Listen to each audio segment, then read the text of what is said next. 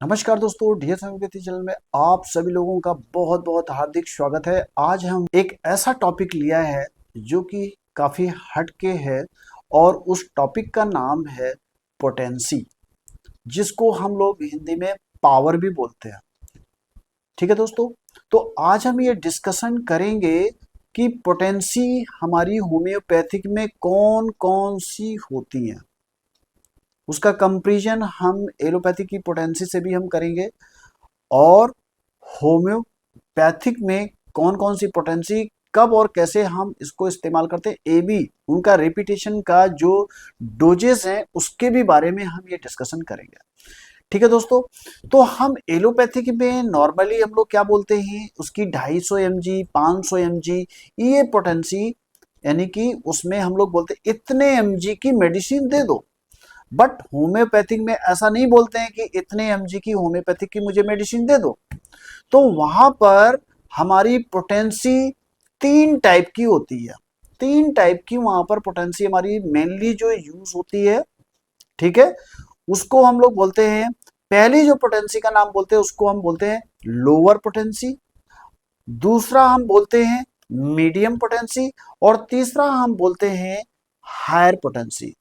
अब अगर ये मैं बात करता हूं कि लोअर पोटेंसी में कौन कौन सी पोटेंसी की किस पावर तक की ये मेडिसिन आती है या किस पोटेंसी तक की आती है, यानी कि लोअर पोटेंसी में उसकी कैटेगरी क्या है।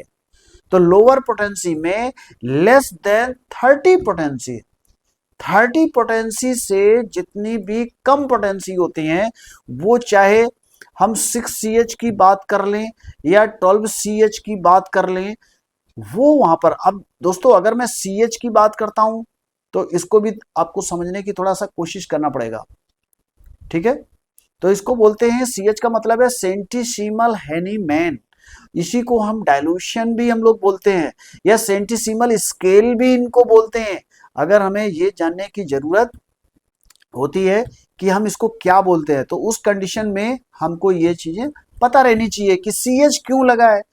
जब हम कंपनी में कोई भी हम मेडिसिन लेने जाते हैं तो वहां पर कहीं पर C लगा रहता है, तो कहीं पर CH लगा रहता है, या कहीं पर कुछ भी नहीं लगा रहता है, तो वो हमें अंडरस्टूड है कि वो डायलूशन की बात कर रहा है।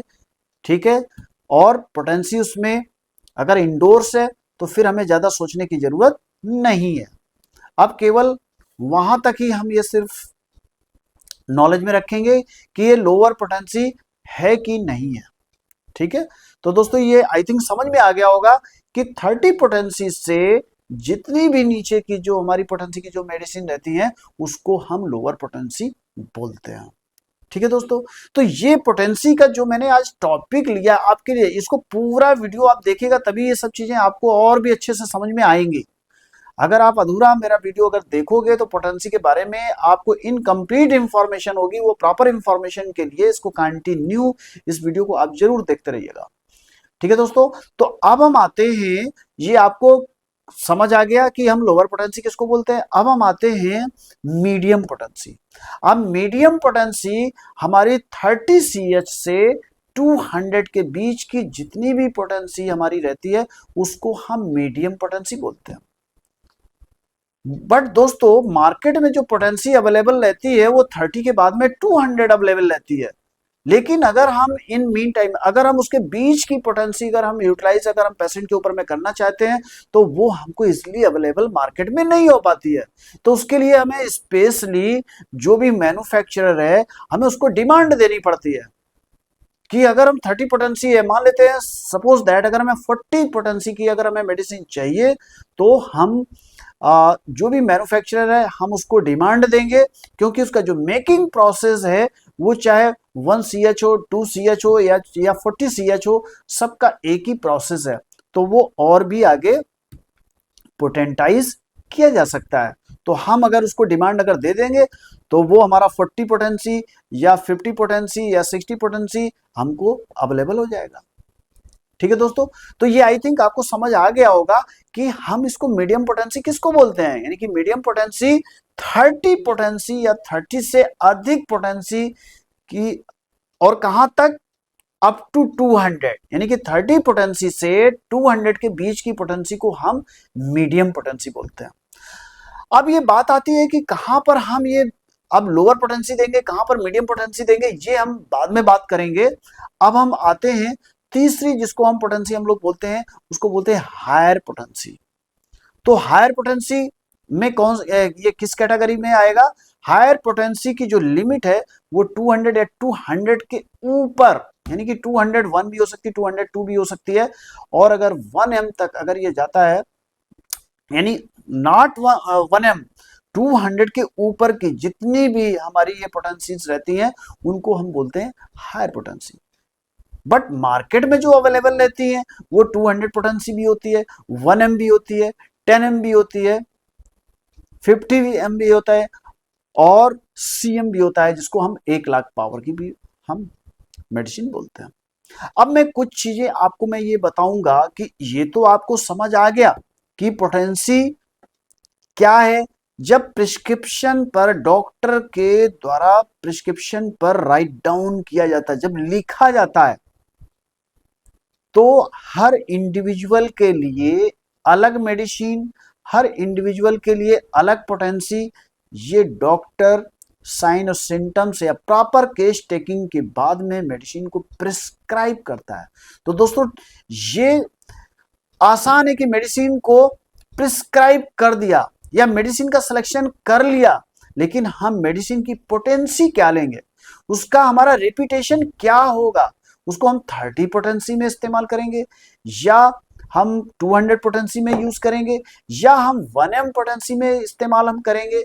ये depends on condition, doctor case taking, जब प्रॉपर साइन और सिम्टम्स लेने के बाद में वहां से हमको ये इंफॉर्मेशन या प्रॉपर वहां से डायग्नोसिस करके ये निकलता है कि हमें कौन सी पोटेंसी की हमें मेडिसिन इस्तेमाल करनी चाहिए, जिससे कि अच्छे रिजल्ट आए और जो भी डिजीज है वो कंप्लीटली क्योर हो जाए।